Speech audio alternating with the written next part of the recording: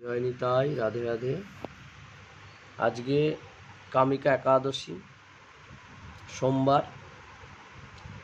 তাই যারা যারা একাদশী করছে এবং একাদশী করছেনও না, তারা অবশ্যই একাদশীর মাহাত্ম্যটা যেন শ্রবণ করে দেয়।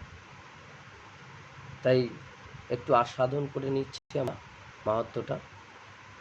ব্রহ্মবৈবর্তন পুরাণে ভগবান শ্রীকৃষ্ণ যুধিষ্ঠির সংবাদে যুধিষ্ঠির মহারাজ ভগবান শ্রীকৃষ্ণকে প্রশ্ন করলেন,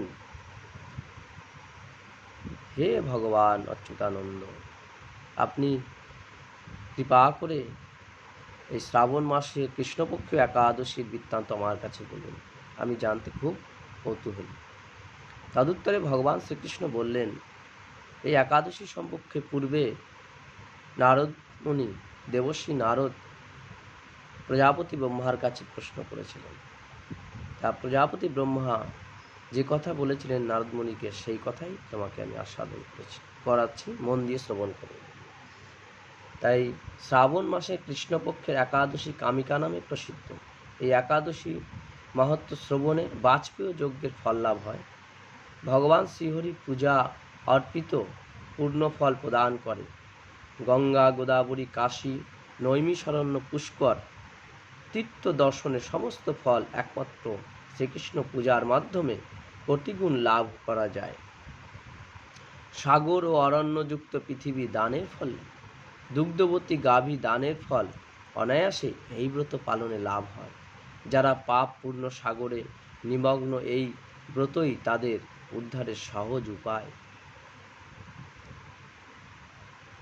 এই রূপ পবিত্র পাপনাশক শ্রেষ্ঠ ব্রত আর জগতে নেই। এই ব্রত পবিত্র পাপনাশক শ্রেষ্ঠ ব্রত আর জগতে নেই। শ্রীহরি স্বয়ং এই ব্রত মাহাত্ম্য কীর্তন করেছেন। রাত্রি জাগরণ করে যারা এই ব্রত পালন করেন, তারা কখনো দুঃখ দুর্দশাগ্রস্ত হয় না। এই ব্রত পালনকারী কখনো নিম্নজনী প্রাপ্ত হয় না। কেশব হরিপ্রিয়া তুলসী পত্রে যিনি শ্রীহরির পূজা করেন, পদ্ম পাতায় জলের মতো তিনি পাপে নির্লিপ্ত থাকেন না। তুলসী পত্র দিয়ে বিষ্ণু পূজায় ভগবান যেমন সন্তুষ্ট হন, মণি মুক্তাদি মূল্যবান রত্নামাধ্যমে তেমন প্রীত হন না। যিনি কেশবকে তুলসী মঞ্জুরি দিয়ে পূজা করেন, তার জন্মোজ্জিত সমস্ত পাপ ক্ষয় হয়।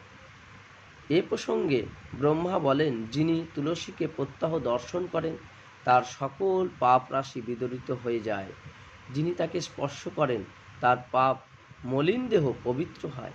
তাকে প্রণাম করলে সমস্ত রোগ দূর হয়। তাকে জল সিঞ্চন করলে যম তার কাছে আসতে ভয় পায়। শ্রীহরির চরণে তুলসী অর্পিত হলে ভবমুক্তি লাভ হয়। তাই হে কৃষ্ণ ভক্তি প্রদায়িনী, তোমায় প্রণাম। যে ব্যক্তি হরিবাসরে ও ভগবানের সামনে দীপ দান করে, চিত্রগুপ্ত তার পুণ্যের সংখ্যা হিসাব করতে পারেন না। তার পিতৃপুরুষেরা পরম তৃপ্তি লাভ করে থাকে। শ্রীকৃষ্ণ বললেন, হে রাজন, আমি আপনার কাছে সর্ব পাপ রাশি পাপ হরিণী কামিকা একাদশীর মাহাত্ম্য বর্ণনা করলাম। এতে যিনি ব্রহ্মহত্যা, মহাপাপ নাশিনী, মহাপূর্ণ ফলদায়ী এই ব্রত পালন করবেন ও এই মাহাত্ম্য শ্রদ্ধা সহকারে পাঠ তথা শ্রবণ করবেন, তিনি সর্বপাপ থেকে মুক্তি পেয়ে বিষ্ণুলোকে গমন করবেন। এই হচ্ছে জয় নিতাই, এই হচ্ছে কামিকা একাদশীর মাহাত্ম্য আমরা শ্রবণ করলাম। সকলে এটা শ্রবণ করবেন। এখানে তুলসীর খুব গুরুত্বপূর্ণ কথা ভগবান শ্রীকৃষ্ণ এখানে আলোচনা করেছেন।